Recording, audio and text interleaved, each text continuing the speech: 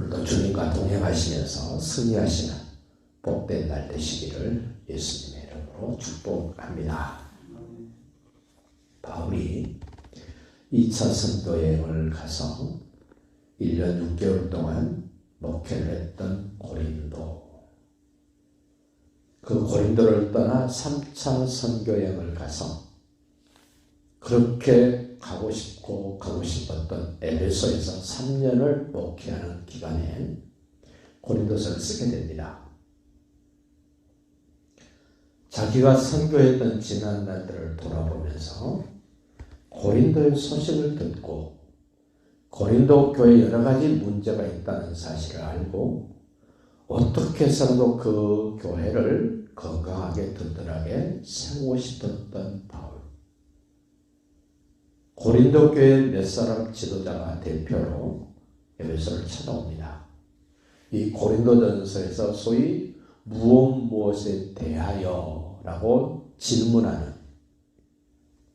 고린도 교회 성도들에게 신앙생활하면서 여러 가지 것들로 부딪혀왔던 문제들을 취합해서 고린도 교회 대표들이 에베소에 바울을 찾아와서 질의를 합니다.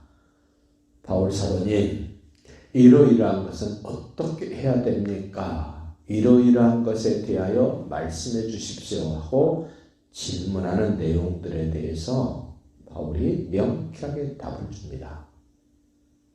그뿐 아니라 1장부터 5장 사이에는 에베소에서 목회하는 바울의 귀에 고린도 교회에 대한 여러 가지 소문들이 들려옵니다. 그 소문 가운데는 좋지 않은 소문도 있고 좋은 소문도 있습니다. 그런데 놀라운 것은 좋지 않은 소문이 에베소에 있는 바울에게 들려옴에도 불구하고 바울이 고린도 교회에 대해서 책망을 별로 안 했다는 겁니다.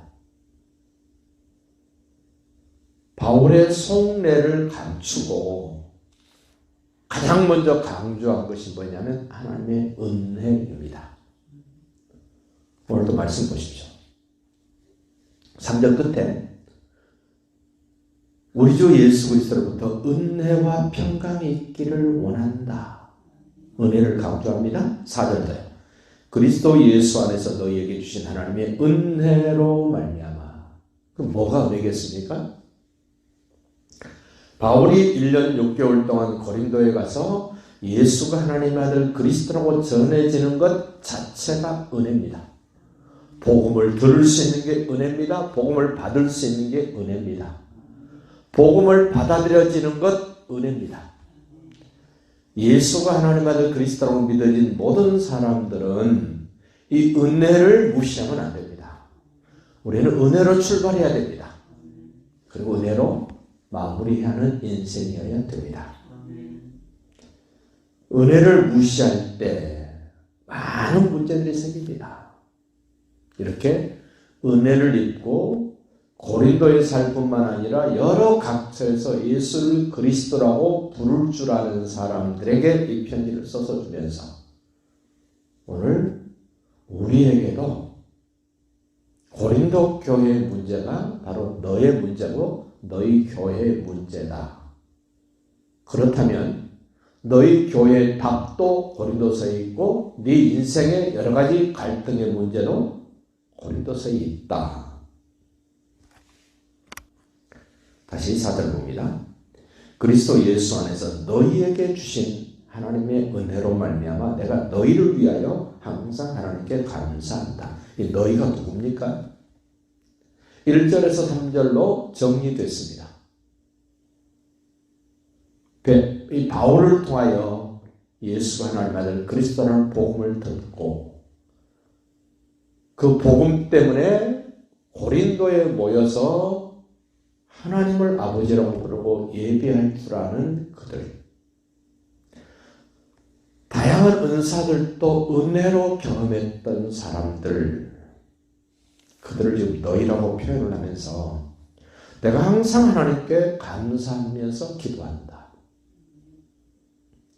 은혜가 없으면요 은사도 없습니다. 은사는 은혜가 어떻게 각 사람에게 주어졌는가, 구체화되었는가를 보여주고 있는 것이 은사입니다. 은사보다 더 앞선 게 있습니다. 은혜입니다. 은혜 없이는 은사가 없습니다.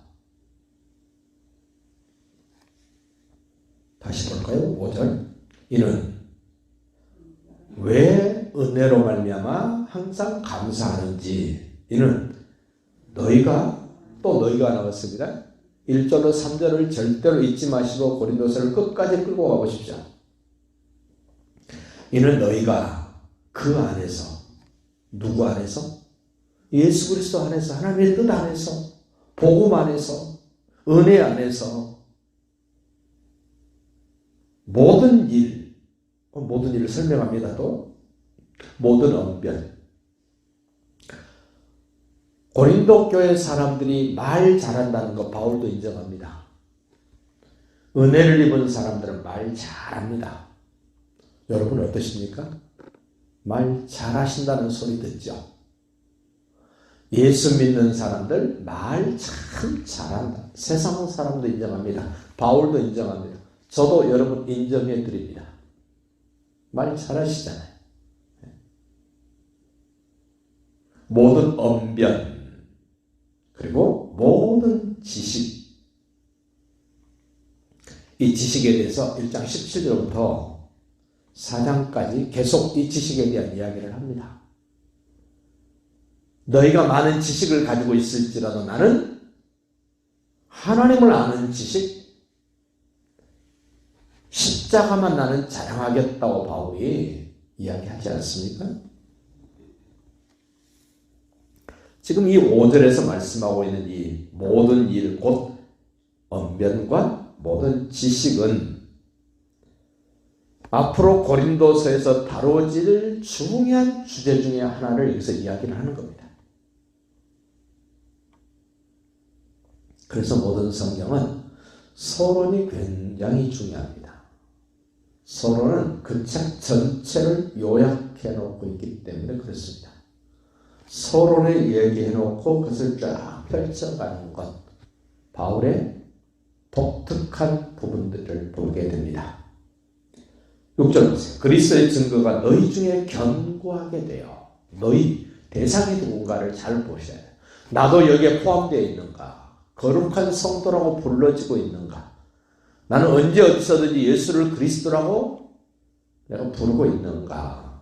그들에게 지금 말씀을 하세요. 너희 중에 견고하게 되어 너희가 모든 은사에 부족함이 없이, 은혜가 은사로 개별적으로 주어진 겁니다. 우리 주 예수 그리스도의 나타나심을 기다림이라. 물론 성경 전체의 중심이 예수 그리스도입니다만은 특별히 고린도전서에서의 더 중심 내용은 예수 그리스도입니다. 고린도 교회 성도가 아닙니다. 고린도 교회 여러 가지 문제가 아닙니다. 오직 고린도전서의 가장 핵심적인 내용은 우리 주 예수 그리스도라는 사실을 기억하십시오.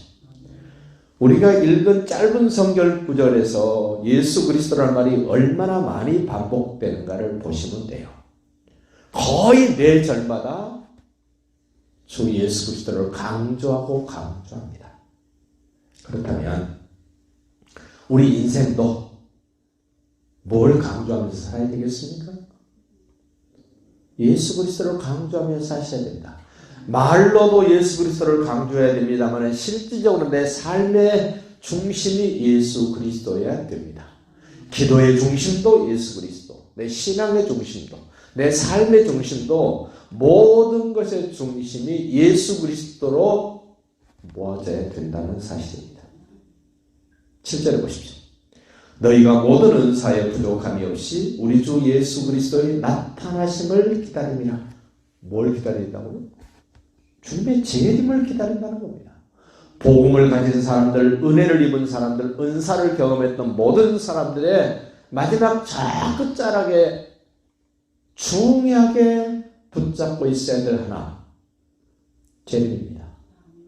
은혜를 입었고 은사를 받았고 별의별 일을 했을지라도 재림에 대한 소망, 재림에 대한 준비가 없다면 그 인생은 별 가치가 없습니다. 주께서 너희를 우리 주 예수 그리스도의 날에 책망할 것이 없는 자로 끝까지 견고하게 하시리라. 누가요? 나를 견고하게 끝까지 책망 없는 믿음의 사람으로 세우실 분이 예수 그리스도입니다. 너희를 불러 그의 아들 예수 그리스도와 더불어 교제하게 하시는 하나님은 믿으시더라. 여러분, 믿음직스러운 분이 어디 있습니까? 하나님밖에 없습니다. 믿으시다는 말은 신실하고 믿음직스럽다. 하나님이 신실하십니다. 약속에 신실하십니다. 그리고 너무나 언제든지 믿음직스러운 분은 오직 한 분, 하나님이십니다. 그 주 안에서 승리하시는 날 되시기를 예수님의 이름으로 축복합니다.